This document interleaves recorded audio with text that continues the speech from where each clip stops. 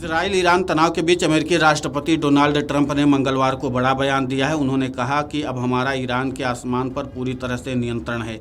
उनका बयान ऐसे समय में सामने आया है जब इस तरह की अटकलें तेज हुई हैं कि क्या अमेरिका ईरान पर इजराइल के हमलों में शामिल होगा या नहीं।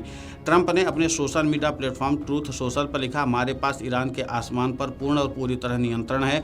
उन्होंने अमेरिका में बने हथियारों की तारीफ की। हालांकि उन्होंने इजराइल का सीधे तौर पर जिक्र नहीं किया। उन्होंने लिखा कि कोई भी ये काम हमसे बेहतर नहीं करता, पुराने और भरोसेमंद अमेरिका से अच्छा कोई नहीं।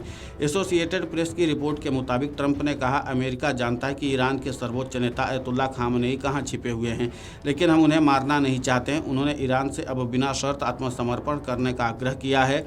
उन्होंने मंगलवार को सोशल मीडिया पोस्ट में ईरान से बिना शर्त आत्मसमर्पण करने का अनुरोध किया, क्योंकि 5 दिनों से चल रहा इजराइल ईरान संघर्ष बढ़ता ही जा रहा है। इजराइल और ईरान के बीच लगातार 5 दिनों से संघर्ष जारी है। मंगलवार को भी दोनों देशों ने एक दूसरे के बड़े शहरों में मिसाइलें दागी। इजराइल ने ईरान के नवनियुक्त सेना प्रमुख अल सादनामी को भी मार गिराने का दावा किया। वहीं ईरान ने कहा है कि उसने इजराइल की खुफिया एजेंसी मोसाद और सैन्य गुप्तचर एजेंसी के मुख्यालय पर मिसाइलें दागी हैं। दोनों देशों में संघर्ष बढ़ने के संकेत के बीच राष्ट्रपति डोनाल्ड ट्रंप कनाडा में G7 की बैठक से जल्दी लौट गए हैं।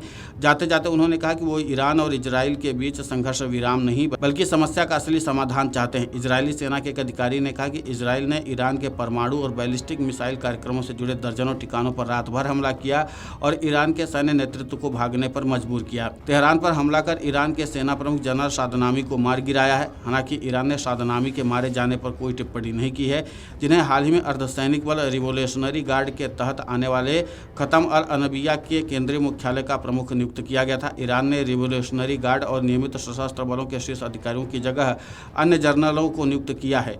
वहीं ईरानी मीडिया की रिपोर्ट में कहा गया कि इजरायली खुफिया क्षमताओं को कमजोर करने के लिए ईरान ने तेल अवीव में मोसाद और अमान के मुख्यालय को निशाना बनाया है। ईरानी मिसाइलों का मुख्य निशाना ग्लिलोट में अमान के लॉजिस्टिक सेंटर था।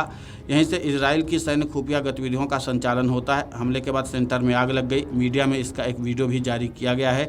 एक अन्य रिपोर्ट में दावा किया गया कि मिसाइल हमलों में मोसाद का मुख्यालय और यूनिट 8200 के मुख्य गुप्त बैकअप ठिकानों को भी तबाह कर दिया गया। यूनिट 8200 इजराइल की इलेक्ट्रॉनिक निगरानी और खुफिया इकाई है, जो साइबर युद्ध और डाटा इंटेलिजेंस में विशेषज्ञ मानी जाती है। इजरायली सेना ने इन हमलों को मामूली बताया। इससे पहले कनाडा से रवाना होने के बाद ट्रंप ने पत्रकारों से बात करते हुए कहा कि वो संघर्ष विराम नहीं बल्कि ईरान के परमाणु हथियारों का अंत चाहते हैं। उन्होंने संकेत दिया कि वो ईरानी अधिकारियों से मिलने के लिए मध्य पूर्व के लिए अमेरिकी दूत स्टीव विटकॉफ या उपराष्ट्रपति JD वेंस को भेज सकते हैं। ट्रंप ने यह भी कहा कि इजराइल ईरान पर हमले कम नहीं करेगा। उन्होंने कहा कि ईरान परमाणु बम बनाने के करीब है, लेकिन सीधी सी बात है कि ईरान परमाणु हथियार नहीं बना सकता। उसके पास परमाणु बम नहीं हो सकता। उसे इस मुद्दे पर सरेंडर करना ही होगा। उससे कम कुछ नहीं हो सकता। उन्होंने चेतावनी देते हुए यह भी कहा कि सभी को तुरंत तेहरान खाली कर देना चाहिए। इजरायली सेना के एक अधिकारी ने कहा कि इजरायली वायुसेना ने ईरान के भूमिगत फोर्डो परमाणु संयंत्र को अभी निशाना नहीं बनाया, लेकिन कभी भी उसे निशाना बनाया जा सकता है। अधिकारी ने कहा कि इजराइल परमाणु आपदा से बचने के लिए सावधानी बरत रहा है। हालांकि फोर्डो परमाणु संयंत्र को नष्ट करना इजराइल के लिए आसान भी नहीं है, क्योंकि ये जमीन के नीचे बहुत गहराई में है। इसे खत्म करने के लिए कम से कम 30,000 पाउंड का बंकर बम चाहिए, जो सिर्फ अमेरिका के पास है। इस बम को अमेरिकी B-2 स्टील्थ बम वर्षक से ही गिराया जा सकता है। ईरान के कई शीर्ष कमांडरों और परमाणु वैज्ञानिकों को मार डालने के बाद इजराइल ने अब सीधे उसके सुप्रीम नेता अयतुल्ला खामनेई को धमकी दे दी है। इजराइल के रक्षा मंत्री इजराइल कार्टज ने मंगलवार को कहा कि खामनेई का हश्र इराक के पूर्व तानाशाह सद्दाम हुसैन की तरह हो सकता है। कार्टज ने कहा, याद रखिए ईरान के पड़ोसी देश के तानाशाह के साथ क्या हुआ था, जो इजराइल के खिलाफ था।